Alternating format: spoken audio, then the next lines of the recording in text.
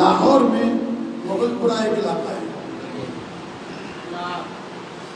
سن 62 یا 64 کا واقعہ ہے، اور اس واقعے کے عینی شاہد ابھی بھی زندہ ہے۔ پائے کہ امام بارگاہ بن رہی تھی، ایام اذا قریب آئے، مومنین کے پاس اتنے پیسے نہیں تھے کہ اسے مکمل کرتے امام بارگاہ کو،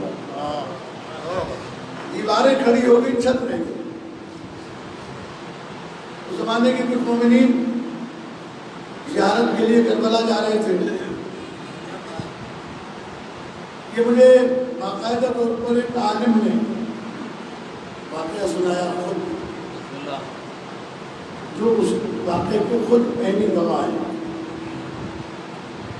کہنے لگے کہ شام کو مغرب عشاء کی نماز کے بعد میٹنگ ہوئی اور طے پایا کہ ایام اذا قریب ہے، امام بارگاہ کی چھت پڑھنا ضروری ہے تاکہ مجالس ہو سکے، لہٰذا چلتے ہیں مومنین کے پاس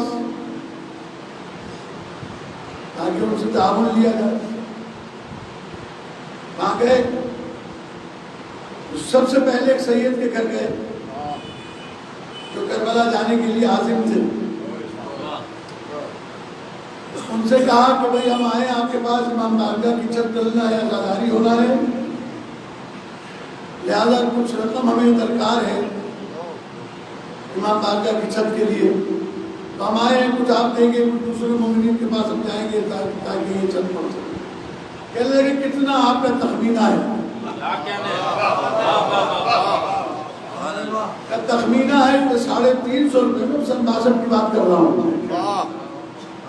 350 روپے میں مکمل چھت پڑ جائے گی پوری، RCC لینٹر کے ساتھ۔ وہ اندر گئے اور چھوٹی سی کٹلیا میں پیسے بندے ہوئے تھے، کہا یہ کھولے۔ اب اس میں 4 آنے بھی تھے، 8 آنے بھی تھے، روپیہ بھی تھا، 10 روپے بھی تھے۔ جب ان پیسوں کو گنا گیا تو وہ 350 روپے تھے۔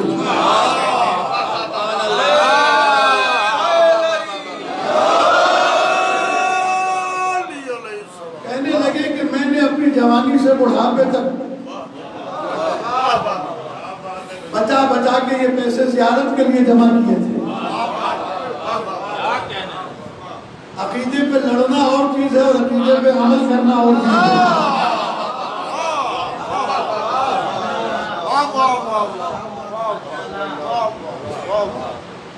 ساری زندگی میں نے کئی برس ملازمت اور مزدوری سے جو پیسے بچائے تھے وہ یہ تھے، اور ان سے میں اس سال زیارت کے لیے جانا تھا، لیکن چونکہ آپ نے کہا کہ امام بارگاہ کی چھت پڑھنا ہے، عزاداری ہونا ہے، لہذا زیارت پر اگر مولا نے بلایا تو جاؤں گا، یہ پیسے آپ دے لائے اور امام بارگاہ کی چھت پڑھنا۔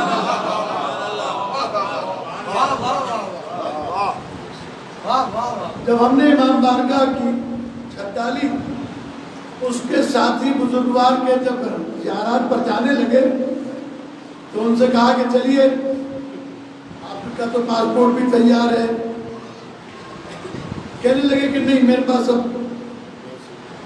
پیسے نہیں ہیں کہ میں جا سکوں۔ چلے گئے، وہ لوگ چلے گئے۔ جب زیارت کر کے واپس آئے اور مسجد میں ان سے ملاقات ہوئی تو انہوں نے شکایت کیا کہ آپ نے ہمارے ساتھ نہیں جانا تھا،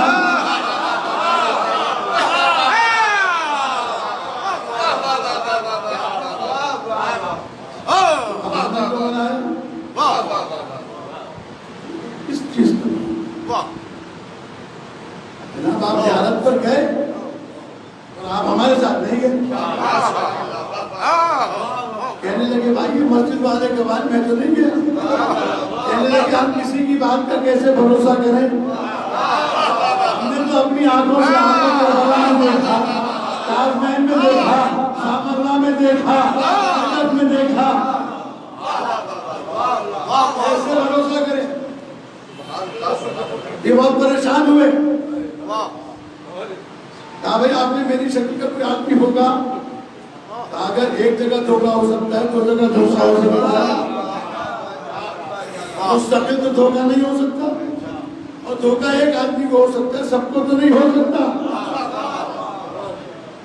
کہ گھر جا کے اسی سوچ میں سو گئے تو خواب میں دیکھا، گھبراؤ نہیں، پریشان نہ ہو،